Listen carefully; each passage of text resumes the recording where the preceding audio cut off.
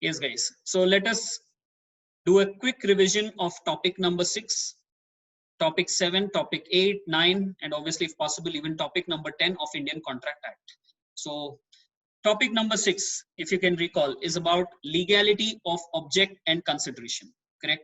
Section number 10 says all agreements are contracts if they are made for what? Lawful consideration and with lawful object. Right? Section number 10 is about essentials of the valid contract, or you may say conditions of enforceability. So one of the conditions which is stated there is there should be consideration, and that too the consideration should be lawful.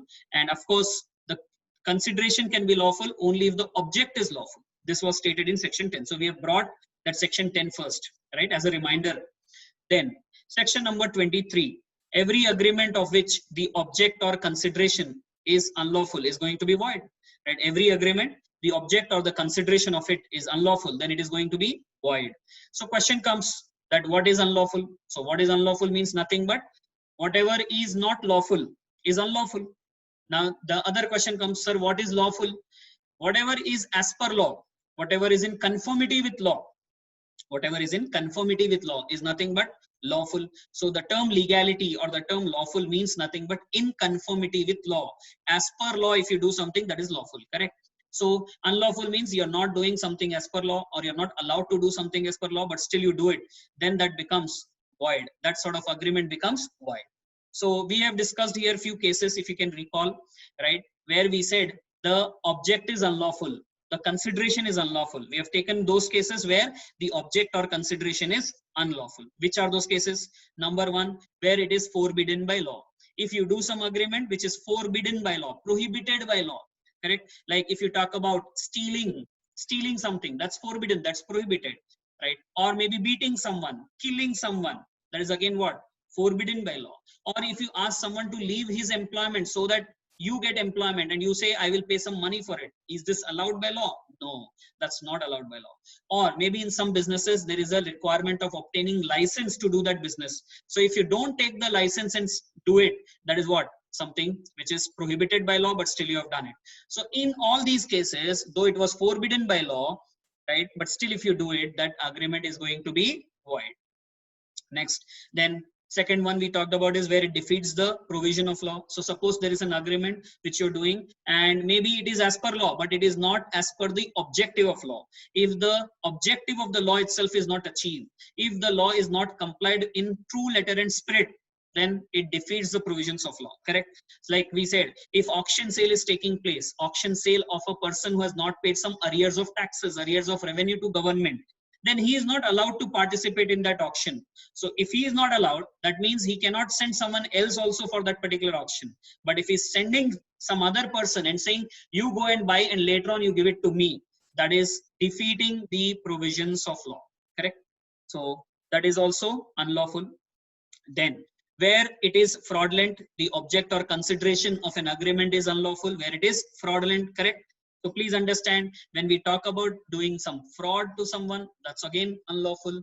Then where it is injurious to another person or his property, right? Where it is injurious to another person, okay, it is going to hit another person or his goodwill, or maybe it is going to be injurious to his property. I say, beta Tanisha, I will give you rupees 50,000, go and destroy Shruti's car. So this agreement between me and Tanisha, where I'm saying, Tanisha, I'll pay you something, some amount, provided you destroy the car of Shruti. This is what? Providing, or I mean, causing injury to the property of Shruti, right? Causing injury to the property of some person. This is unlawful. Or if I say, Tanisha, who's an editor of some newspaper, please publish this article to damage the goodwill of Tanisha. To damage the goodwill of Shruti. So that means what? It is again injurious to whom? Shruti, right? Her goodwill may get spoiled there. So this is also unlawful. This is not correct, right? Publishing defamatory articles is not something which is right. Next, where it is immoral. So if you remember, we said if you deal with prostitutes, that is considered to be immoral. Or maybe if you ask a married woman to, kill her husband, or maybe say that if your husband dies, I will marry you. Right? These are not things which are moral. I mean, just tell me, as per our morals, do you talk like that? That if so and so person dies, I'll do this, that, and all. No, it is not correct. So that is where a bachelor, right? One example, we took a bachelor gave money to be a married woman to obtain divorce also. This is also something which is immoral. correct? So anything which is immoral is also unlawful. Then we said where it is opposed to public policy. What do you mean by public policy? Nothing but public convenience. When it is causing convenience to public, it is public policy. When it is causing inconvenience to public, that can be called as opposed to public policy. So where something being opposed to public policy is also nothing but what? It's also nothing but unlawful, correct? So in this opposed to public policy, we have discussed a few things. What can be opposed to public policy? Again, in this particular thing, we have elaborated, and we said it is the courts who will decide whether it is against public policy. Okay, it is against public policy or not. It is the courts, right? You and me may not be able to decide, but the courts are the right authority, or are the having the authority to decide question of public policy and public interest, right? So which are those common grounds or common cases where the courts have said that it will amount to opposed to public policy? Number one, trading with alien enemy, right? If now India happens to have a war with China, right? China or Chinese people will become what? Our alien enemy. So is it going to be right doing trading with Chinese people or China? No, because they'll become alien enemies. So how is it right? Just understand the emotions of the people involved here. Those soldiers who are not bothered about, or who are I mean, what do you say, selflessly striving hard to protect us on the borders, right? And if you do a contract with enemy, the soldiers are fighting there with China or Chinese people, and now you do some contract with some Chinese company. Is it right? It is going to hurt them. So that's why it's opposed to public policy. Then trafficking in public offices. Trafficking in public offices means what? You want some government job, and you go to a person who's already in government job. You give him some money, or you agree to give him some money and say that you leave this job, and I'll get that particular job. So you give some money to him, asking him to leave so that you get that job. Is this right? Or you say, I want some Arjuna award, Paramveer Chakra, for which I'm ready to pay some money. These type of agreements are also opposed to public policy. Suppose you have that particular merit, you have that particular capability, and you did not force them. The authorities themselves have decided to give you some award or some chakra. That is absolutely fine. But in case you have the talent and they are not giving, and you give them money, you bribe them and say that if you give me that award or chakra, then I'll pay you some money. That is totally wrong. That's going to hit the public interest. It is always going to cause inconvenience to public, right? That is where unlawful, and that's where it is void. Next, interference with administration of justice. You trying to create false evidences, witnesses, right? Or you try to remove witnesses, evidences and all. Is this right? No, this will disturb the course of justice, right? Justice will be denied then because of these things. So that is where what? It is opposed to public policy. It is going to be unlawful, right? And if you say that, let us say some criminal is there, and his father-in-law is a judge.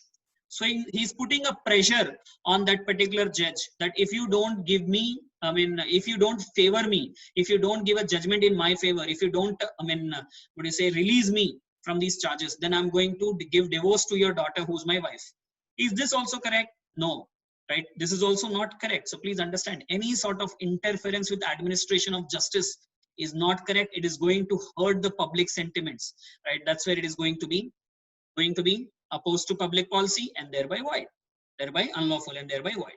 Next, marriage brokerage contract. So here we are not talking about those marriage bureaus or the jeevansathi.com or timesmatrimonial.com. Here we are talking about someone trying to become a broker. He says, if you want to get married to that person, give me 10,000. If you want to get married to some other person, let's say person B, then give me 10,000 rupees. If you want to get married to C, you have to give me 80,000. Like this. Is this, a business you have made it?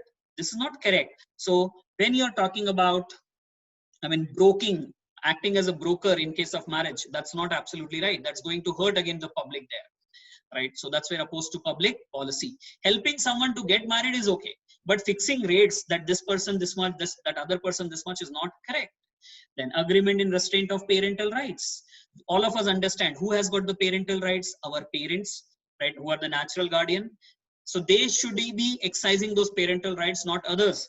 But if some parent says, I am ready to give my parental rights to another person, but that another person has to give me some money. How correct it is, tell me? It's not at all correct. It is totally wrong. It's a wrong practice.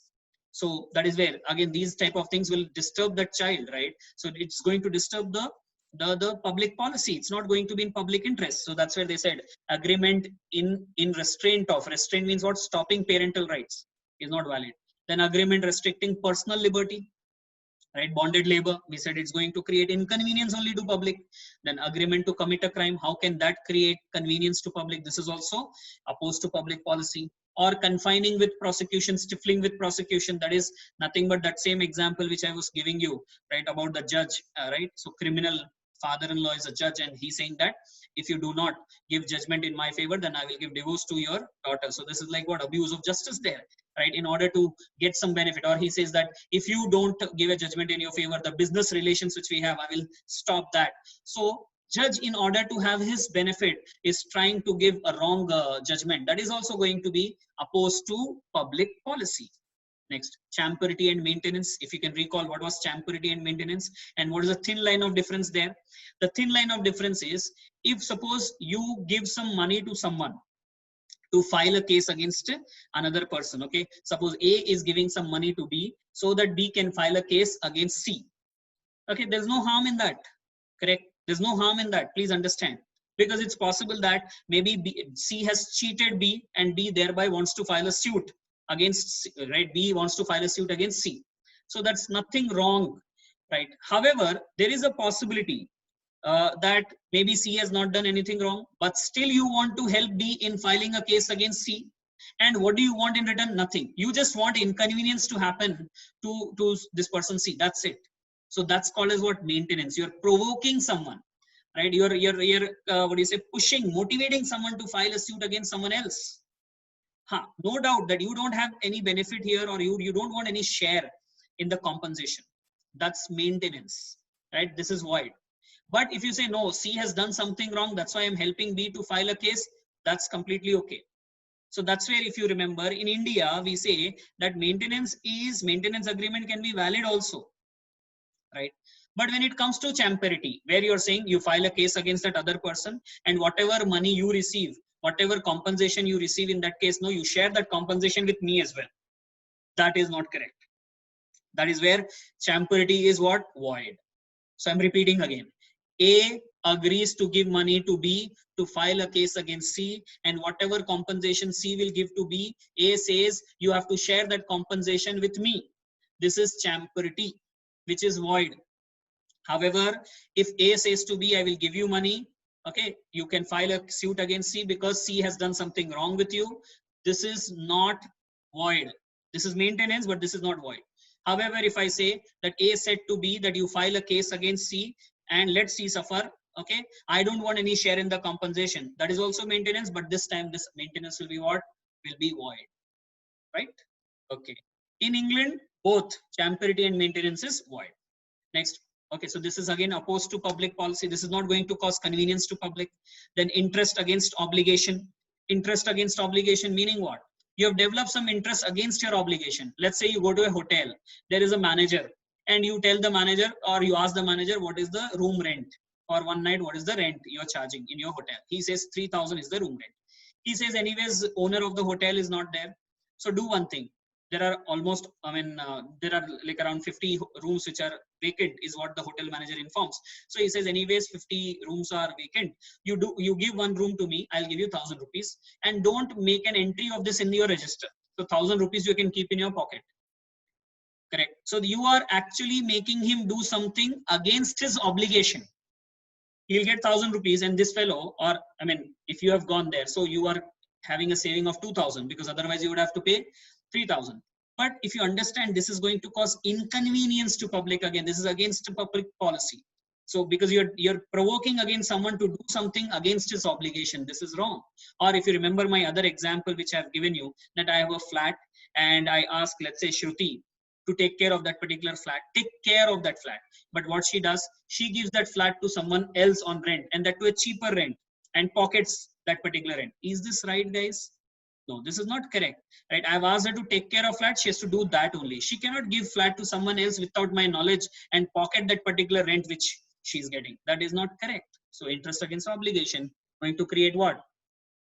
Inconvenience to public. So this was opposed to public policy, thereby unlawful and thereby void. Next, agreements for the creation of monopolies.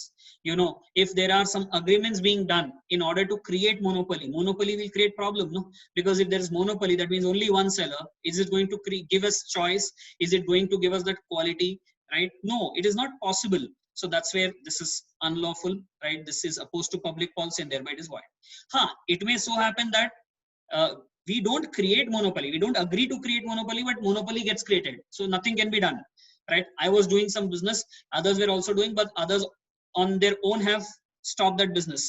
So I am into monopoly now, but I have not done any agreement to create monopoly. If I do some agreement to create monopoly, that's going to be opposed to public policy and thereby it's unlawful, thereby it is void, correct? So this way we have talked about those cases where courts have said that these are all heads where public policy is involved, where you can say it is opposed to public policy, correct? And thereby it's void, right? So this was section 23. So now when I talk about illegal agreements, you know, when we talk about illegal agreements, not just the main, when we talk about the effect of that illegal agreement, we have to discuss under two heads: main transaction, collateral transaction, isn't it? So when I'm talking about main transaction, obviously something which is illegal, unlawful is going to be void ab initio, that is void from the very beginning. How about the collateral transaction? The collateral transactions are also void, correct? The collateral transactions are also void. Even though you might say the collateral transaction is lawful in itself, still it's going to be void. So in case of illegal agreement, main transaction is void and collateral transaction is also void. Right. Acha. If I say, if you remember, we talked about this section number 24, right? This was section number 24 where we said partly, if partly you can say that something is legal and something is illegal, then what will happen to that? So section 24 says that if it can be separated, then whatever is the legal portion that can be enforced, that is valid. Okay, legal portion is valid. However, the illegal portion is not valid. Correct? Then talking about section number 57, which is about reciprocal promises. So here, if someone is selling his house and saying that if you use my house or use this house for residential purpose, you pay me 10 lakh, but if you use it for gambling purpose, then you'll have to pay 15 lakhs. In this case, what would happen? Obviously, these are some promises which are being made where something is legal, something is illegal, legal portion valid, illegal portion void. So on the basis of 24 only, this 57 has been built.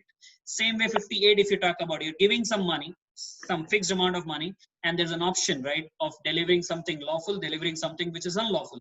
So lawful portion valid, unlawful portion is void, right? This is section number 58 on the basis of again section number 24. So something separable, then it's possible that if there is a lawful portion there, if something legal there, that is going to be valid. The other thing is going to be void. Right, guys? So this was topic number 6, the legality of consideration and the object. Right. Legality of object in consideration. Yes, guys. So let's talk about topic number 7, which is void agreements. What is it? First of all, the definition of void agreement. 2 clause G, correct? 2 clause G of Indian Contract Act defines this term void agreement. And you know, when we are saying void agreement, that means from the agreement stage itself it is void. That means from the beginning itself it's void. So obviously the effect of this is what? Void ab initio, right? It is not having any legal effect is what we're trying to say. So we need to understand what are those cases where you can say the agreements are void. So there are multiple cases, right? Multiple scenarios in which we have talked about section number 26 in this topic, right? 27, 28, like that. We've discussed 2 sections. So without wasting time, let's talk about 26. Agreement in restraint of marriage. Agreement in restraint of marriage. So you're doing some agreement, okay, or let's say A is doing some agreement with B, asking B not to get married. Okay, asking B not to get married. So this is agreement in restraint of marriage. That means you're stopping someone from getting married. So the question comes, is this contract or is this agreement valid? The answer is no. Agreement is void. From the very beginning, it is void. Whether that particular restraint, that particular stopping is complete or partial, it's going to be void. Right? So the question comes, what do we mean by complete restraint? Complete restraint means don't get married at all. Right? Partial restraint means what?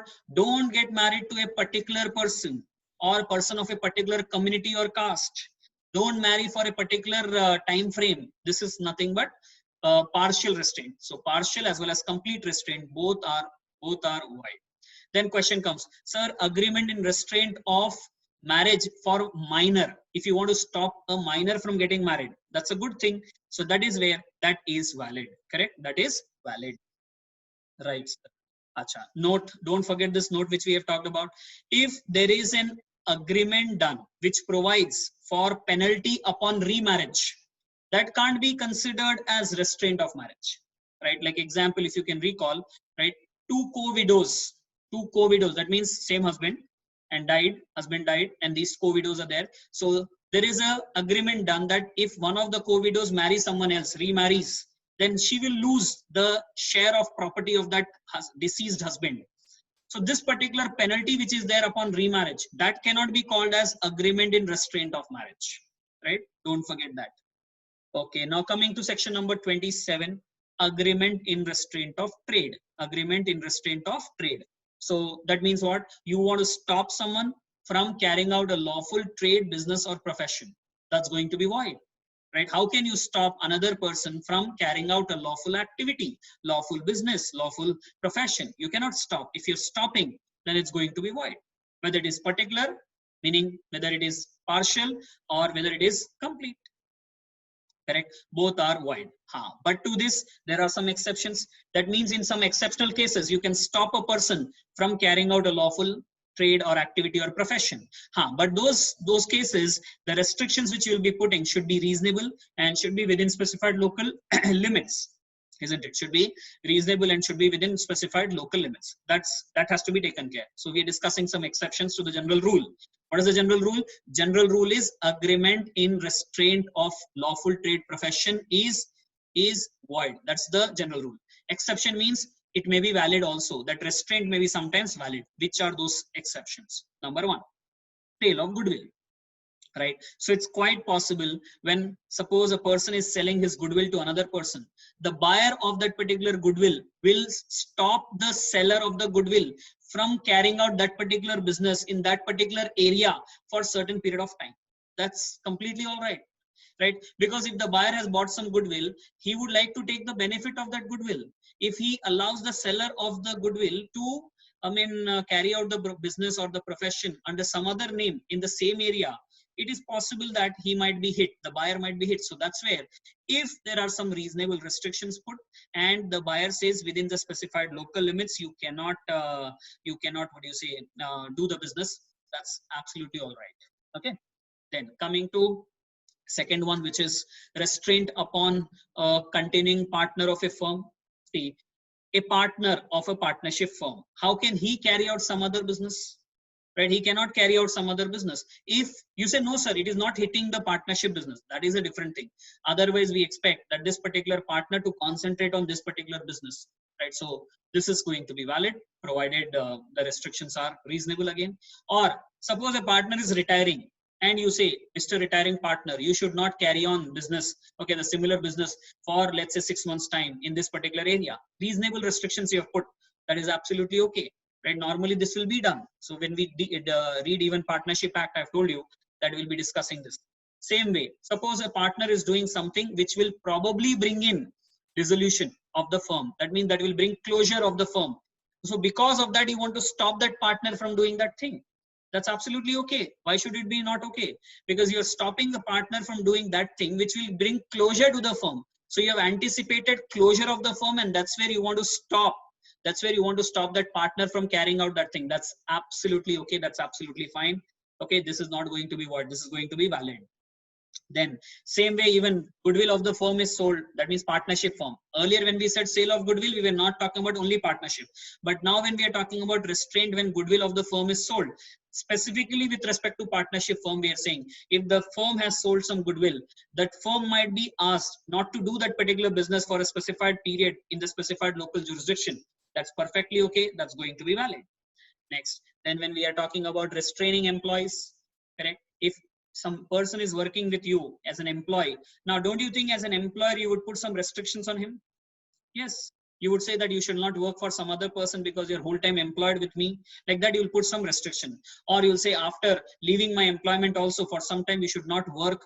Okay, that sort of, because maybe, who knows, you have spent some money on his training, on him, you've funded his education, something like that. So you might put this restriction that if you have worked with me or you're working with me, you should not work with for others. Or if you leave me also for a certain period, you should not. Like that, you may put a restraint. If that restraint is reasonable, again, point is it should be reasonable, then only it is valid. The restraint should be reasonable, then only we can say valid in all these cases, all these exceptions which we are talking about. Correct? Next, restraint in trade combination. See, there's a possibility that in a market, all the shoe market, if I talk about, all the shoe shop persons or owners come together and form an association. So that's trade combination. All the businessmen of a particular locality come together and form an association, and they decide no one will open the shop before 10 o'clock in the morning. No one will keep the shop open after 7 o'clock in the evening. So 10 to 7 is what we are going to work. Sunday will be holiday. National holidays will be a holiday for us. This is what they've decided. So that means this association has done some sort of what do you say, agreement among themselves, that we should not work before 10, we should not work after 7, we should not be working on public holidays.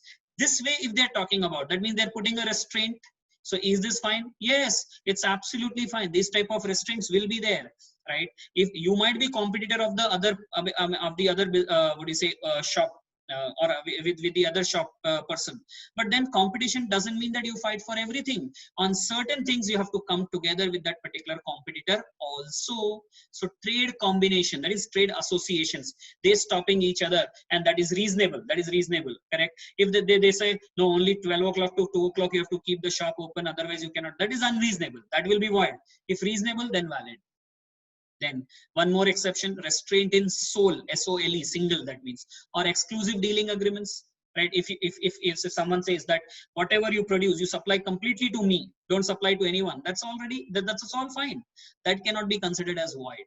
Or maybe if you remember my example of CCD, if I take franchise of CCD, right, there's a possibility that CCD might say you shall not sell coffee of others, or you shall not sell coffee of your taste. You shall follow what I say or follow what we say. That's absolutely okay. Or I start a Raymond's showroom, and thereby Raymond's have put a condition to me that you should not be dealing in the clothes of Siaram, Dinesh, or maybe OCM and all. That's absolutely fine. That restraint is valid. So this all are exceptions to the general rule. General rule, section number 27, which says agreement in restraint of lawful trade, business, or profession is void. But these exceptional cases, what will happen? It is going to be valid. Right. Next, section number 28. Right, 26 was about marriage, 27 is about trade, and 28 is about legal proceedings. Agreement in restraint of legal proceedings. If A and B have done some contract and A does some breach, do you think B will be able to sue A? Yes. And vice versa? Yes. Right. So if A does default, B will sue. If B does default, A will sue. This is what happens. But if A says you should not sue me if I do a breach, right? Or B says you should not sue me if I do a breach. Is this a right agreement? Agreement in restraint of legal proceeding. Is this correct? No. Or, as per Limitation Act, this particular A, who's the creditor, can take action against the debtor if debtor is not paying the money. That action can be taken within 3 years. But let us say they have made it 2 years. They have cut short that period. Correct? They have cut short that particular period. So that means if at all you want to sue me, you should sue me in 2 years only, is what debtor is saying. Otherwise, you lose this right. So this type of agreement in restraint of legal proceeding is void. Okay, restricting absolutely, or cutting short the period of limitation, or extinguishing the right of a party. Like I said, member of a company, right? Member of a company might sue the company if company does not follow what is written in memorandum or articles of association. Correct? Member of a company can sue if company does not follow MOA or AOA. But the company said, no, you cannot sue. That means you are extinguishing the right of a party. This is void. This is agreement in restraint of legal proceedings.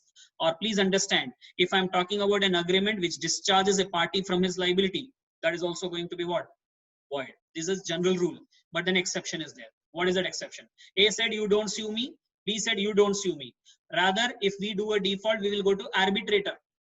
Okay, we'll go for arbitration. If you remember, arbitrator is nothing but like a replacement of a court. Instead of going to court, you go to some arbitrator. for arbitration, so that arbitrator will resolve the dispute, isn't it? So guys, I hope you are able to recall the role of arbitrator. So whether future disputes or whether existing disputes, when the parties say that we'll go for arbitration, okay, the arbitrator is going to act like a court and going to resolve the dispute. So that is why they're saying we'll not go to courts. That's perfectly all right. That's valid. Right. And one more exception which was added recently, as I've told you, in a contract of guarantee. So therein, there is a possibility that the bank or financial institution might reduce the time frame within which the action is to be taken. But that time frame which they're reducing should not be below 1 year. It should be 1 year or above 1 year, but not less than 1 year. That is also fine. That's also okay because of the exception provided now. Then there is a possibility, okay, exceptions over. Now there is a possibility that sometimes maybe the jurisdiction falls under more than one court. Correct? Jurisdiction falls under more than one court for a particular transaction. Then the question comes, which particular court the parties can go?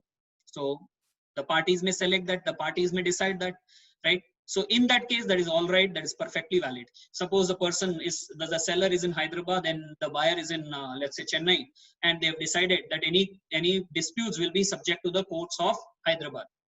That's all right. Right, that's all right, though it may fall under Chennai, but if they've decided Hyderabad, they'll go for Hyderabad. That means they cannot file case in courts of Chennai. Still okay, no problem. It is valid. It is valid. Right, this was 28. General rule, void. Exceptionally valid. What? Agreement in restraint of legal proceedings.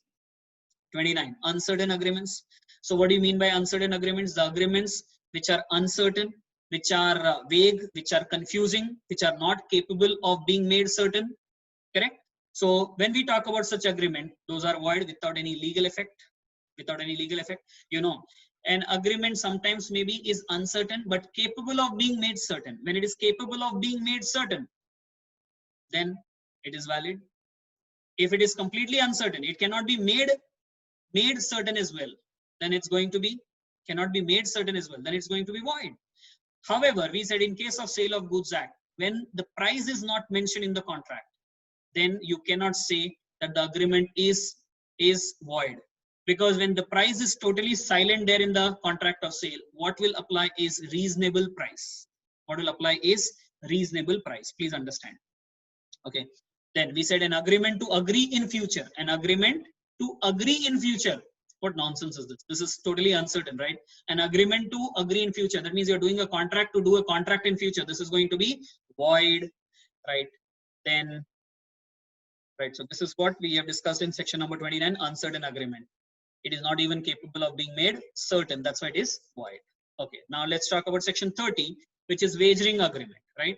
Which is wagering agreement. What do you mean by wagering agreement? Basically, it is betting. The interest lies only in money. The agreement of betting, nothing but game of chances, is wagering agreement, right? So where one person agrees to pay another a sum of money on the happening or non-happening of a specified uncertain event, that's called as wagering agreement. Correct? So I say, Harshal, I will pay you 100 if it rains now. Harshal says, I will pay you 100 if it doesn't rain. So both of us doesn't have interest in rain. It's just that we are doing betting here, right? Our idea is to just, get the benefit about some uncertain event, right? So it's a game of chance. That's it, right? That's wagering agreement. So essentials of wagering agreement, if I talk about, it must depend upon happening or non-happening of an uncertain event. Like rain, we said it's happening or non-happening, right? Is uncertain. Then there must be mutual chances of winning or losing. That means I can win or maybe Harshal can win. Mutual chances, correct? It's that both of us can win or lose, right? Either of us can win or lose. It's not that I will only win. It's not that only Harshal will win. If you remember the movie Sholay, right, there we had a coin and both the sides same face was there, heads only. So obviously every time the person who says heads only will win. So that's not right. That's not the case in case of wagering agreement, right? Either party can win or lose. Then the parties must not have any interest, right? Any other interest except what? Money. Except what? Money. The parties do not have control over the event. That's where we said that match fixing and all, where there is a chance of controlling the event, that will not come under wagering agreement. Correct? Then promise must be to pay money or money's worth. I said 1,000 rupees I'll pay you, Harshal. It's possible that maybe instead of 1,000 rupees, I might say I'll give you some gold. If it rains, and he says, I'll also give you some gold if it doesn't rain. So it can be promise to pay money or money's worth. Okay, so these are some essentials of what? Wagering agreement. Then coming to the effect of wagering agreement, again we have to divide it into main transaction, collateral. Main transaction is void, wagering agreement is void. I hope you remember. What about the collateral transaction? The collateral transactions are not void. Okay, are not void. Not void, except in Gujarat and Old Bombay. That means in Gujarat and Old Bombay, what happens is wagering agreements are also considered to be unlawful, and when the main transaction is unlawful, the collateral also is unlawful. Both are void. But then rest of the country, that is except Old Bombay and Gujarat, if you're talking about wagering agreements, is not treated as unlawful, and thereby what happens? Though it is void, but it is not unlawful. Wagering agreements in rest of India is considered to be not unlawful. It is void, but it is not unlawful. So thereby the collateral transaction to it is valid. Correct? Then we have talked about some transactions which are similar to wagering because the interest lies only in money, and some of them can be valid, some of them can be void. So if you can recall, like lottery transaction, this is also a game of chance, not requires any skill or knowledge. So that particular transaction is void because it is considered to be illegal as per section 294A of Indian Penal Code. Maybe there are some states which have recognized the transaction of lottery, very few states, but generally if you're talking about, that is going to be void. Then crossword puzzles competitions, if you're talking about them, they maybe are requiring some intelligence or maybe some skill and all to solve. Okay, so but interest when you are participating in the Kaun Banega Crorepati, right? Please understand, the idea is only to earn money, right? So in this case, what happens? If the prize money does not exceed 1,000, then it is valid. If it is exceeding 1,000, it's not valid. If it is not exceeding rupees 1,000, as per that Prize Competition Act, which is there, Prize Competition Act 1955, you know, that's going to be valid. Correct. So not exceeding 1,000, then valid. Then speculative transaction. If you can recall, speculative transaction, you're speculating something, whether class will be there or not. You're speculating about it, right? You're speculating about the prices. So if you say you're just not speculating, but also you have interest in the contract, you just don't want to minimize your risk, you just don't want to take the difference of the price, you just don't want to earn the difference in the prices, but also you're interested in the commodity or the contract, then that sort of speculative transaction is valid. But the moment you say you have just interest in money, you just want to take the difference, like, you know, petrol, diesel prices keeps on fluctuating, increasing, decreasing, this keeps on happening. So you say, let us take the benefit of it. But you don't have any interest in that petrol or diesel. You don't want that, right? That is going to be void then. But you say, no, I am interested in that petrol, diesel. I have the interest in commodity because I require that for my business purpose or maybe personal purpose. Then in that case, what would happen? That speculative transaction is going to be valid. So please understand, speculative transactions are of two types. One, where interest is in money only, that is going to be void. Where apart from money, even if the interest is there in the contract or the commodity or the delivery of the goods, then that particular speculative transaction is valid. Next, horse racing transaction, that is again void. But if you say less than rupees 500 is what is the prize money, that can be valid. Then chit fund. If you can understand chit fund, again, the idea is to just earn money, right? So there's nothing more you want. So, but chit fund is valid. Chit fund is covered by a separate act, Chit Fund Act, so that will regulate it. And share market transactions, if you can recall, right? Share market transactions, the interest lies only in money. So you'll say, sir, it is void. But then I've told you, as per Securities Contract Regulation Act 1956, they are considered to be valid. Okay, because in order to promote the investments in the company, they allow this. They allow this. So though your interest might be only to earn money, but still it is allowed. Then games of skill chances, that we have covered anyways. Prize money does not exceed rupees 1,000. Contract of insurance, already we have mentioned, those are also like wagering agreement, because there is betting happening. You saying nothing will happen to me, insurance company will, sorry, you say something will happen to me and insurance company says nothing will happen to you. So you do some betting, right? You say something will happen to me, they say no, it will not happen, let's have a bet. So that sort of betting, maybe this is having characteristics like that of wagering agreement, but then still it is valid. Correct? So there are some transactions which are lookalike of wagering agreement and may be valid, may be void, depends on the transaction. right? Then we have discussed some differences between the contract of insurance and wagering. Contract of insurance is legal and valid, right? Whereas wagering agreements may be illegal. Maybe, I'm not saying every time illegal, maybe, because you know Bombay and Gujarat, if you talk about, they're illegal, otherwise it's legal. Then contracts of insurance beneficial for public, but wagering agreements will not, I mean, help any public interest, will not be the for the interest of the public. Then in case of contract of insurance, we said actual skills are required, valuation has to be done, but here it's merely a gamble and no skill set is required. Contract of insurance is a contract of indemnity, that is compensating for the losses of other person, whereas wagering agreement is not about some indemnification or compensating for the losses. Contract of insurance, the person has an interest, correct? Now, if I'm saying I'm taking out a life insurance policy, I have interest in my life, right? They also have interest in my life. Or I'm taking out a fire insurance policy of my house, I have interest in my house, right? So please understand, there is some interest in that particular subject matter of that insurance policy. But in wagering agreement, as I've told you, I don't have interest in rain, Harshal also do not have interest in rain. So it's like that. Then both parties are interested in protection of the goods or maybe the subject matter, yes, and here only interested in what? Money, money, money, right? This was the differences between those contract of insurance and wagering agreement, right? Section 30, wagering agreement. Now, talking about 56, agreement to do impossible act, you know, agreement to do impossible acts.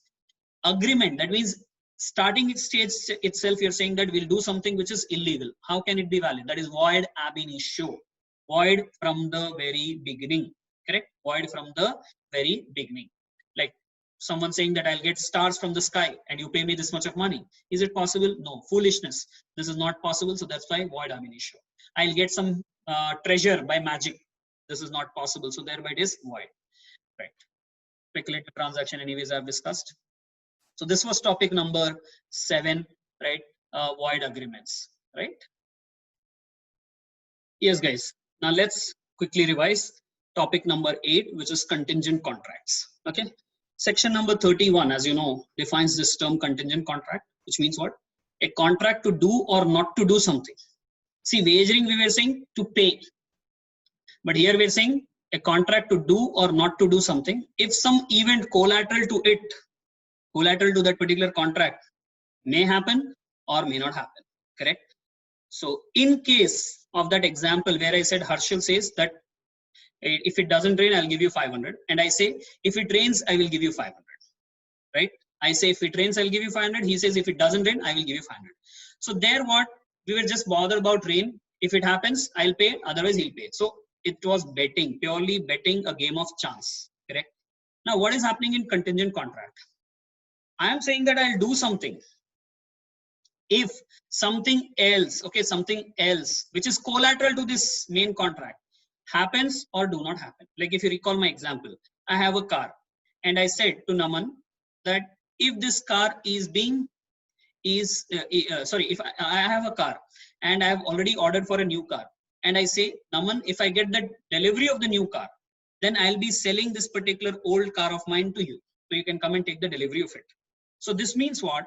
That there is a contract between me and Naman, and I am saying that if a new car is delivered to me, right? Delivered to me, that means happening of something. Then I will be able to perform this particular contract of giving the car to you.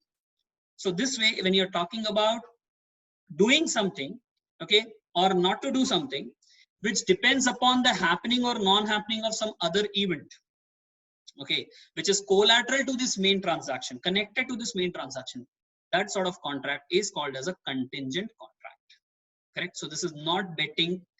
Okay, we might say all wagering agreements, if you can recall, all wagering agreements are contingent in nature because it is dependent or non happening or non-happening.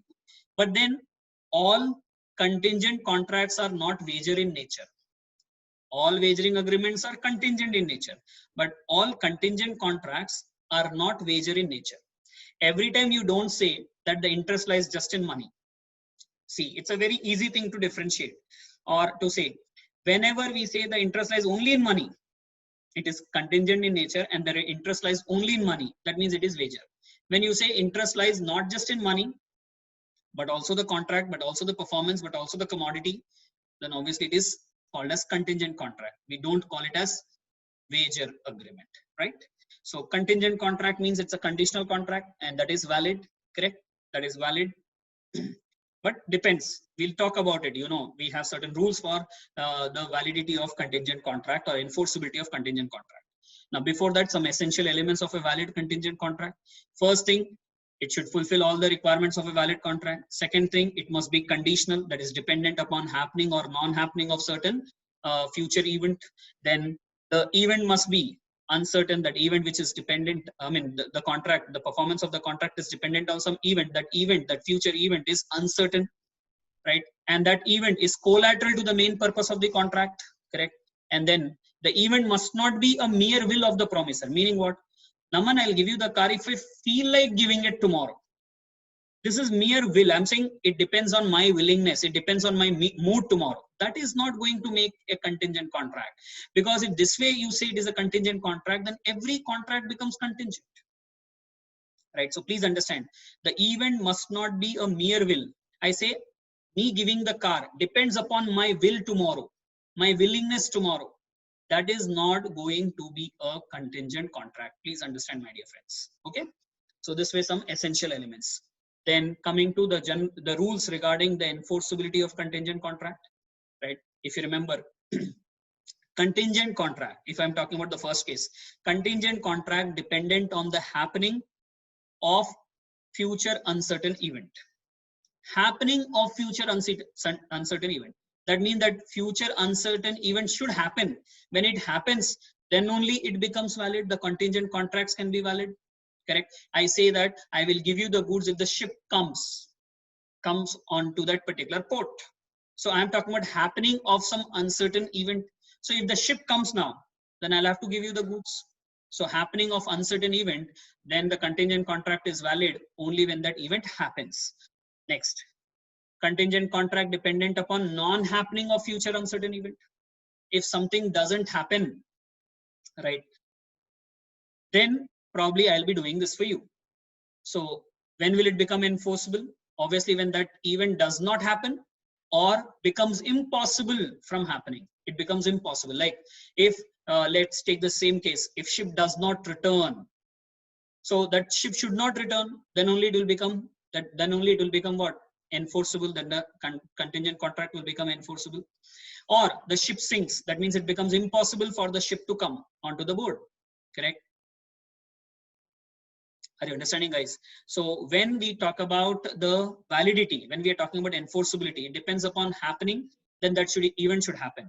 When it depends upon non-happening, then that event should not happen or should become impossible from performing or from happening. That's where it will be enforceable. Then these two we can add with time limit also. So when we say ship has to return within next 1 month, then I will perform.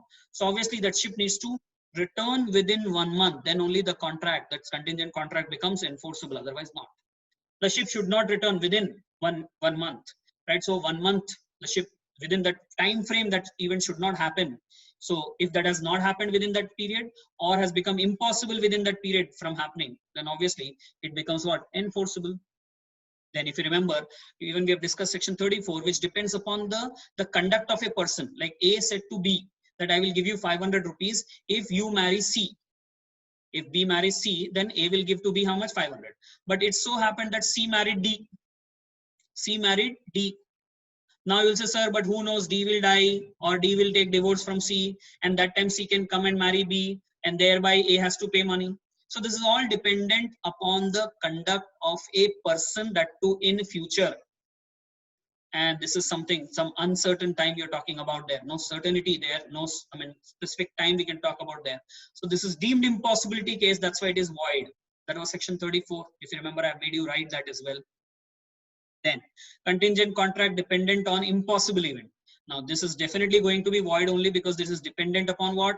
Impossible event. How can you say something which is dependent on impossible event will be valid? Because that will never happen. So when that's not going to happen, then obviously it is going to be void. Then we have discussed some differences between the contingent contract and the wagering agreement. So if you can recall, what are those differences? That section numbers anyways, 31 is contingent contract, 30 is wagering agreement. Interchangeably, we have talked about, that is, all wagering agreements are contingent in nature, but all contingent contracts are not wager. Then future event in contingent contract is always collateral. But in wagering agreement, it is not like that. Then validity. Remember, contingent contract is valid unless it becomes void. Whereas wagering agreement, the main transaction is void and collateral one is not void. Unless and until you talk about Old Bombay and Gujarat, right? Wagering agreement is a game of chance, but contingent contract is not a game of chance. Interest in case of contingent contract lies not just in money, but in the subject matter of the contract. Whereas in case of wagering agreement, the interest lies only in money, correct? So this way we have discussed some differences as well, right? Then I've given you one example. If you remember, I contract with the builder saying that I have some piece of land, please construct a house for me. I will supply you the material. With that material only you should construct the house. So now me and builder have done some contract for construction of house with the material I supply. So this becomes a contingent contract because the builder has to receive material from me. So if I supply the material, then only he can perform. Otherwise he cannot perform. This is a contingent contract. Suppose builder says, let's change the example slightly. Suppose builder says, I will construct the house provided you pay money to you. Is this contingent contract then? If you pay money, then I will construct the house. Is this contingent contract? No, because if we say this is contingent contract, then every contract is contingent only. So please understand. In this example, I said construct a house for me for rupees 1 crore with the material supplied by me.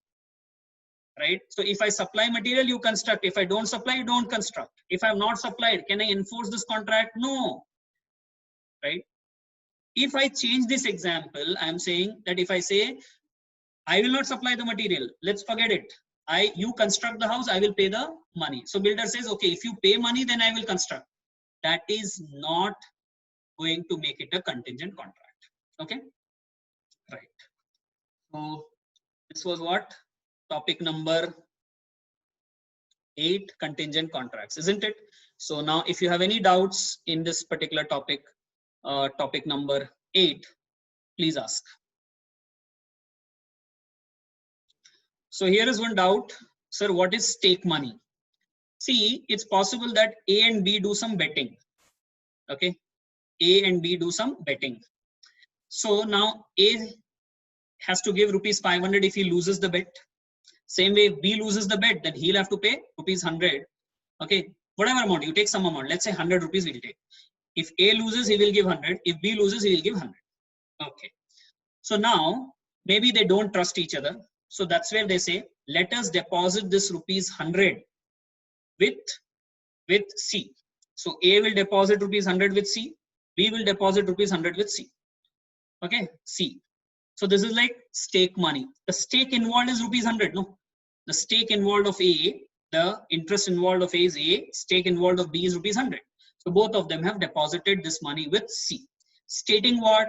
That whoever wins, suppose B wins, then C will give that 200 to B.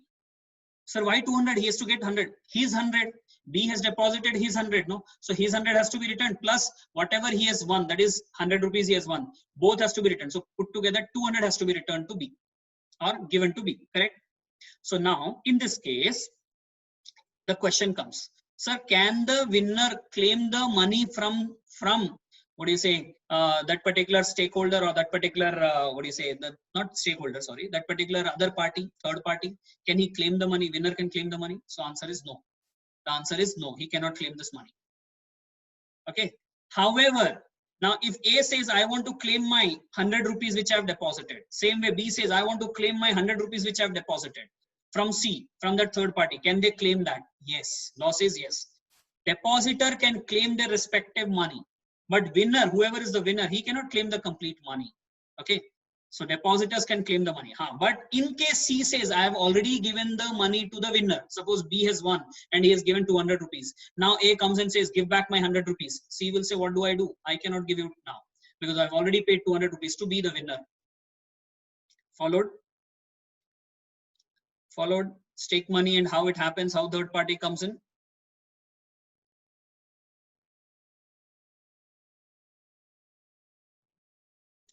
Right. What is topic number 9? Topic number 9 is quasi contracts. Now, the first thing you know that Indian Contract Act, that is the law, doesn't use this word quasi, right? Doesn't use this word quasi. It is we guys, it is the courts which is using the term quasi, correct? Okay. Next. This is not a contract in the strict sense, because the parties do not intend to do the contract. It is the law which is compelling the parties to do something, right? It is the law which is compelling the parties to do something. It's not that the parties have an intention to do contract here, right? Okay. What is the basis for this Indian Contract Act, if you recall? I'm sorry. What is the basis? Prevention of unjust enrichment, isn't it? Prevention of what? Unjust enrichment is the basis. That means no man should get rich at the cost of others. Unjust enrichment means what? Unjust enrichment. That means you want to become rich at the cost of others, which is not right. So you want to prevent that unjust enrichment. So if you recall the Latin maxim, nemo dabat lacuplateri ex linea justua. No man should grow rich at the cost of others. That's the funda behind this quasi contract, right? Okay. Will the parties be put in the same position as if they have done the contract themselves intentionally? Yes. It will have the same effect, even if the parties, right, who are there in this quasi contract, right, who do not do this duty, that means it will amount to breach, and the same remedies will follow. That means this is look-alike of a contract which the parties intentionally do it. Just because law is imposing this contract doesn't mean the party have the liberty to decide whether to do it or not. Okay, it is compulsory for them, and if they are not performing, then they are going to be in the same position as if they might have done the contract. Right, sir. Okay. So now talking about the circumstances, the cases where the courts, where the law has said that the contract comes into place, our section number are covered in section number 68 to 72, correct? 68, 69, 70, 71, 72. These are the sections which are covered here. So 68 is about what? Supply of necessaries to whom? Incompetent persons or the persons who are dependent on incompetent person. So who knows? You have supplied some material or some necessaries, okay, some material which is necessaries to an incompetent person like a minor or person of unsound mind, or to another person to whom that incompetent person is bound to support. Maybe parents, or old parents of that particular minor child, or maybe you'll say, sir, the unsound person, or wife of that particular incompetent person. So in this way, there is a possibility the person is supplying necessaries, okay, necessaries. It's not about everything, it's about necessaries to incompetent person or the persons who are bound, to whom the incompetent person is bound to support. So question comes, in this case, who is liable? And law says the property of that incompetent person is liable. The incompetent person is not personally liable. It is the property which is liable. And if you say, sir, incompetent person doesn't have the property, then what will happen? Then there is no liability. Okay, that means there's a loss of that supplier of necessaries. Now, I don't have to elaborate on necessaries, as you already know it. We have discussed it earlier as well. Correct? Food, clothing, shelter, education, health comes under what? The necessaries. It depends on status of a person and the quantity. If already you have in abundance, that cannot be called as necessary. Right. Then section number 69, payment by a person having some interest in payment. Right. That means what? If you are a tenant of some house and the house owner has not paid the property tax of it, the property tax authorities comes to seize that house. So you will be thrown out of the house then. So because of that interest now in that particular house, it so happens that you make the payment. Though you are not legally bound to make the payment, but because owner has not paid, you might pay. So question comes now, can later on you recover that property tax which you have paid from the owner of the house? The answer is yes. That's where law puts an obligation on that owner, right? That you have to pay tax because you're the owner, you were legally bound to pay, you have to pay. Now he cannot question there, Mr. Tenant, why did you pay? Did I ask you to pay? Did we do an agreement? Now I will not reimburse that money. No, he can't say that because of section number 69. So payment by a person having some interest in the payment. He is not legally bound, but because he has some interest, that's where he has paid. That was section 69. Then 70, Non-Gratuitous Act. If you remember, I took some example of Priyal interested in some book. So she shares one day that, sir, I'm interested in some book, but I'm not able to find. I love reading and I'm looking out for this book.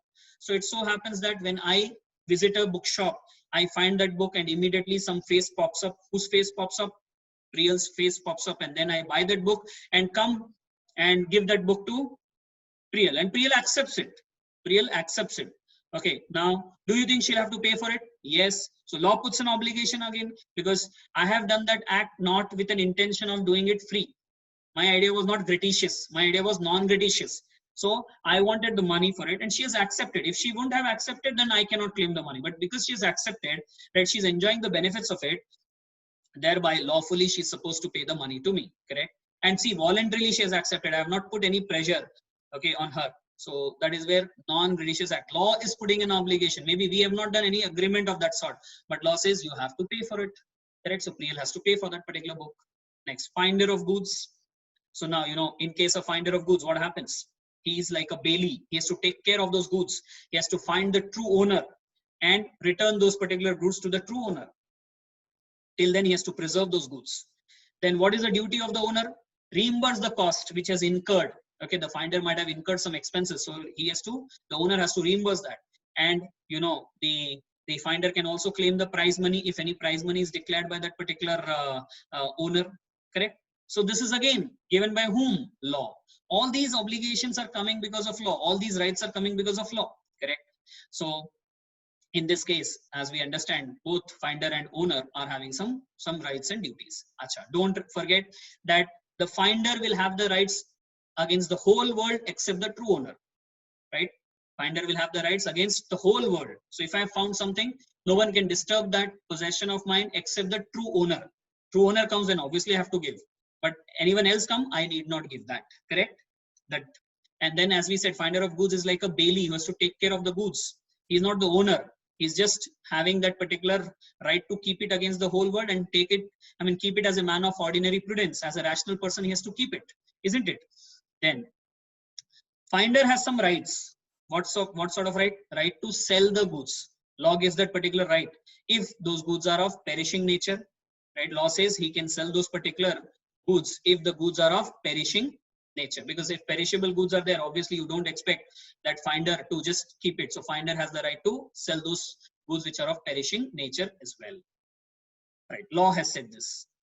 Then 72, payment of money or delivery of goods by mistake or under coercion.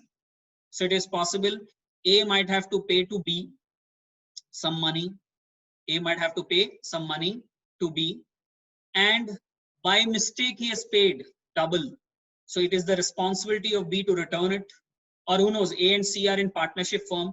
So A doesn't know that already his partner C has paid the money to B.